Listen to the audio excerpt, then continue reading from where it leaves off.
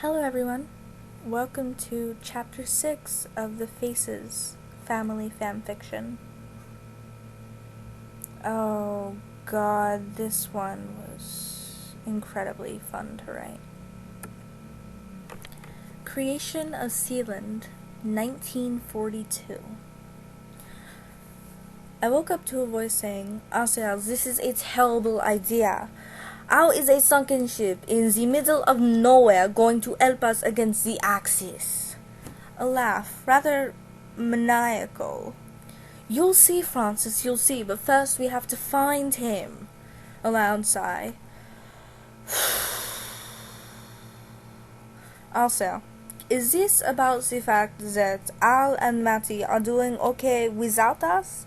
Is that why you are dead set on finding another child? No, came the instant reply. It has nothing to do with Alfred and Matthew, absolutely nothing. Suddenly, the piece of wood in front of me was moved, and sunlight poured into the small box I was holed up in. A face appeared, the delicate nose and mouth only made even more delicate by the ginormous eyebrows that his bangs could not conceal. I looked past Eyebrow to see a taller, leaner man with golden blonde hair and gorgeous blue eyes. He stared at me in shock. Well, not at me, really, more like at my forehead. My mouth dropped open in horror as I raised my hand to my forehead and felt two bushy things resting where my eyebrow should have been. The man in front of me clapped his hands with delight. He's got my looks. Oh, he's going to be such a joy. I'm going to teach him how to cook, how to be a proper gentleman, how to take out a Frenchman who won't stop hitting on you. He danced away, giddy with glee, while I stared up at the other man, pleading him to end my life now. He looked down at me sympathetically, but communicated with his eyes that he couldn't do jack. I sighed and looked around, trying to find an object that could be used for suicide. Or homicide. Eyebrow ran back over to me. Your name is Sealand, darling, a.k.a. Peter Kirkland, a.k.a. my son. I stared at him in disbelief. This man was my father? As if living with caterpillars for eyebrows wasn't bad enough. All I had to look forward to was ending up looking like that? I groaned loudly, and he laughed. Oh, don't worry, dear. As soon as we get home, I'll cook you up a fantastic meal. I shifted, contemplating the thought. If this guy was a decent chef, then maybe I wouldn't end up swinging from a rope after all. I opened my mouth to say yes, but the taller guy jumped in. I think Peter would appreciate it if we took him out to a nice restaurant on his first day out. On his first night, oui, Angleterre? He suggested. I looked at Eyebrow for a reaction, then almost burst out laughing. His face was turning beet red, and the veins in his temples were unhealthily large. And what the bloody hell is wrong with my cooking, Francis? He growled. Yeah, I chimed in. What is wrong with his cooking? Francis looked at me with pity in his cerulean eyes. Asiel can't cook.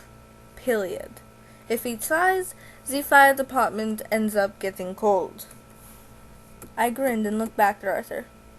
Sounds like we're gonna have takeout a lot, right, Dad? He glared at me. There is absolutely nothing wrong with my bloody cooking, and you sound just like your brother. I frowned. Who's my brother? Alfred F. Jones, a.k.a. the United States of America, a.k.a. the third largest country in the world if you go by landmass. Also the third largest if you go by population, Francis answered. I grinned instantly. So he, became independent, then got all this land and all these people and shit? Sounds like a pretty awesome dude. Arthur's eyes looked like they were about to pop out of his skull. Watch your bloody language, Peter! And America is not awesome in any way, shape, or form. He is a bloody twat, and I can't believe I raised someone that classless. I rolled my eyes. Whatever. So, do I have any other siblings I should know about? France smiled. Only a stepbrother, Canada. His name is Matthew. He's the second largest country in the world by landmass. I laughed. So basically, if I deal with eyebrow for a couple decades, then declare my independence, I'll become one of the biggest countries in the world? Arthur grabbed me by the arm and dragged me away before France could say anything more. Looked like this was gonna be a fun couple of decades. And, warning right now, I have not studied the character of Sealand that much. All I know is his nickname for England seems to be Jerkland, or something of that sort. So I do know, yeah, he does not like England. That's about it. And also he's a micronation, etc., etc. Point being, do not yell at me or tell me I'm wrong in my characterization of Sealand, because I really don't know the character that well. And other than that, that's it. Thank you for watching.